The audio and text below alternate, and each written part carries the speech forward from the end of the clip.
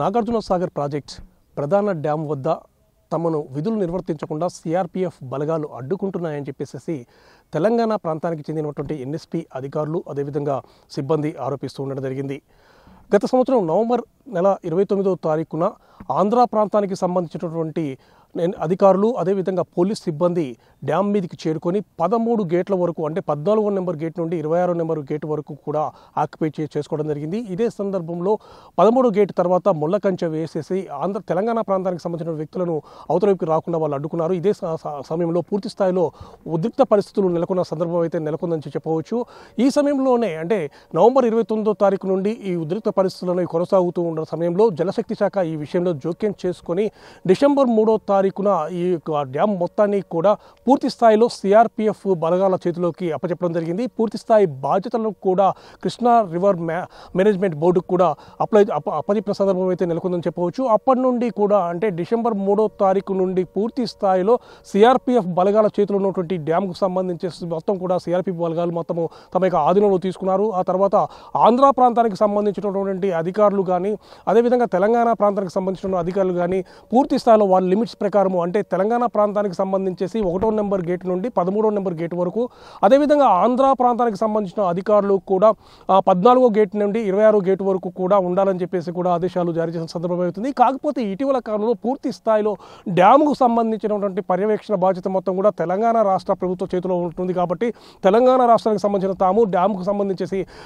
ఏవైనా ఇబ్బందులు మరమ్మతులు కానీ ఇటువంటివి ఉన్నప్పుడు తాము వాటి చేయాల్సిన పరిస్థితి తలెత్తుంది. అదేవిధంగా జూన్ మాసంకు సంబంధించేసేసి వర్షాలు వచ్చే సమయం ఆసనం అవుతుంది. వర్షాకాలము ఆసనమైతే వర్షాలు రావడం వల్ల అదేవిధంగా వరదలు వచ్చేసి డ్యాముకు నీరు వచ్చి చేరినట్లయితే పూర్తి స్థాయిలో నీటిని దిగువకు విడుదల చేసిన పరిస్థితులు తలెత్తాయి.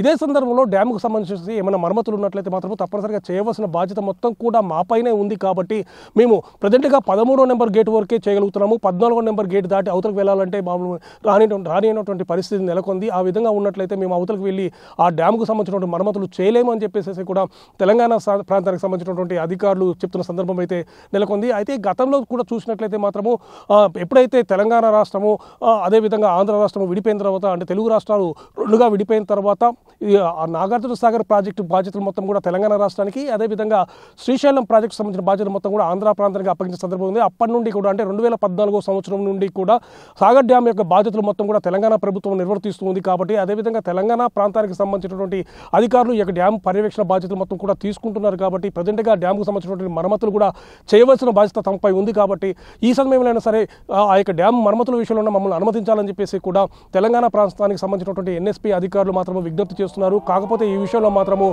సిఆర్పీఎఫ్ వాళ్ళకి మాత్రము పూర్తి స్థాయిలో విస్మరిస్తూ ఉండడం జరిగింది. మీరెవరూ రావడానికి వీలు లేదు, దీనికి సంబంధించిన ఆదేశాలు మాకున్నాయని చెప్పేసి కూడా వాళ్ళు చెప్తున్నారు. మమ్మల్ని ఏ మాత్రం కూడా డ్యాముకు అవతల భాగానికి అంటే 14వ గేట్ నుండి అవతలకి రానినటువంటి పరిస్థితి నెలకొంది. ఈ విధంగా ఉన్నట్లయితే మాత్రం చాలా ఇబ్బందికరమైన పరిస్థితి తలెత్తుతాయని చెప్పేసి కూడా ఎన్ఎస్పీ తెలంగాణ రాష్ట్రానికి సంబంధించిన ఎన్ఎస్పీ అధికారులు వాపోతున్న సందర్భం అయితే ఉంది. ప్రజెంట్గా కూడా ఈ యొక్క సమస్య అనేది పూర్తి స్థాయిలో జటిలంగానే ఉందని చెప్పవచ్చు. ఈ మధ్య కాలంలో కూడా కేంద్ర జలశక్తి శాఖ ఇరు రాష్ట్రాలకు సంబంధించినటువంటి నీటిపారుదల శాఖ అధికారులను అదేవిధంగా ప్రతినిధులను పిలిపించి చెప్పడం జరిగింది. మొత్తం కూడా డ్యామ్ మొత్తం నాగార్జున సాగర్ డ్యామ్కు సంబంధించిన పూర్తి బాధ్యతలను కూడా మేము కృష్ణా రివర్ యాజమాన్య బోర్డుకి అప్పగిస్తున్నామని కూడా చెప్పడం జరిగింది. ఇరు రాష్ట్రాలు కూడా అంగీకరించాయని చెప్పేసి కూడా జలశక్తి శాఖ చెప్పిన సందర్భం అయితే ఉంది. కాకపోతే తెలంగాణ ప్రభుత్వం మాత్రము ఈ విషయంలో మేము అంగీకారం తెలియజెప్పలేదు. దీనికి సంబంధించేసి మేము ఇంకా పూర్తి స్థాయిలో వివరణ కోరినాము. ఎందుకంటే తెలంగాణ రాష్ట్రానికి సంబంధించిన వాటా ఎంత అనేది తేలిన తర్వాత అప్పుడు కృష్ణా రివర్ యాజమాన్య బోర్డుకి మేము అప్పగిస్తామని చెప్పేసి కూడా తెలంగాణ రాష్ట్ర ప్రభుత్వం చెప్తూ వస్తుంది. సో ఈ విధమైనటువంటి పరిస్థితులు నెలకొన్న ప్రస్తుత తరుణంలో ఈ యొక్క డ్యామ్కు సంబంధించిన పర్యవేక్షణ బాధ్యతలు పూర్తిగా నిర్వర్తించిన తమకు ఏమాత్రం కూడా అవకాశం లేకుండా ఈ విధంగా సిఆర్పీ బలగాలు చేయడం మాత్రము సమంజసంగా లేదని చెప్పేసి కూడా ఎన్ఎస్పీ అధికారులు వాపోతున్న సందర్భం అయితే నాగార్జున సాగర్ ప్రాజెక్టు వద్ద నెలకొందని చెప్పవచ్చు. నాగార్జున సాగర్ ప్రాజెక్టు నుండి కెమెరామెన్ రవితో పుల్లారావు, బిగ్ టీవీ.